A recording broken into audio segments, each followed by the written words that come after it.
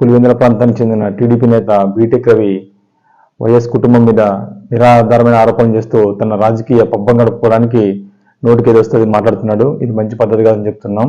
నిజంగా బీటెక్ రవిని చంపాల్సిన అవసరం అసలు వైఎస్ కుటుంబానికి ఏం అవసరం ఉంటుందని కూడా మేము ఈరోజు బీటెక్ రవిని ప్రశ్నిస్తున్నాం.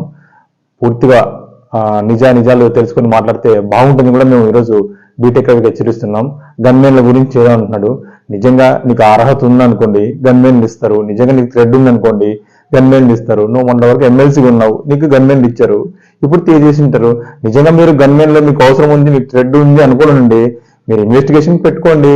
ఇంటెలిజెన్స్ ఉంది, ఆంధ్రప్రదేశ్లో ఇంటెలిజెన్స్ ఉంటుంది, ఖచ్చితంగా వెరిఫికేషన్ చేస్తుంది. నిజంగా మీకు అలాంటి ప్రాబ్లం ఉంటే ఖచ్చితంగా మీకు ఇస్తుంది. ఒకరు ఏదైనా ఇబ్బంది ఉన్నా కూడా మీరు న్యాయం ఉంది, జ్యుడిషియల్ అన్ని చేసుకోవచ్చు.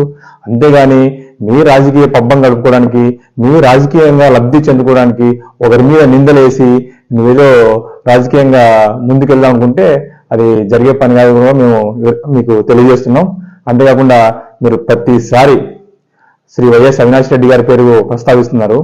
ఆయన ఎలాంటి నాయకుడో మీ గుండెల గురించి చెప్పాలని కూడా మేము ఈరోజు బీటెక్ రవికి ఈరోజు మేము ప్రశ్నిస్తున్నాము. ఆయన ఎంత మంచి మనిషి నీకు బాగా తెలుసు. కానీ నువ్వు టీడీపీ దగ్గర మార్కులు పొందడానికి ఆయన మీద ప్రతిసారి నిరాధారమైన ఆరోపణలు వేస్తూ నీ రాజకీయ పబ్బం గడుపుకోవడం ఇది మంచి పద్ధతి కాదని కూడా మేము ఈరోజు బీటెక్ రవికి హెచ్చరిస్తున్నాం. ఖబర్దార్, ఇది మంచి పద్ధతి కాదు. అంతేకాకుండా ఆయన శ్రీ వైఎస్ అవినాష్ రెడ్డి గారు కడప జిల్లాలో కడప పార్లమెంటు పరిధిలో ఎవరిని అడిగినా చెప్తారు ఆయన ఎంత నిజాయితీపరుడు, ఎంత హానెస్టీ పర్సన్ అని.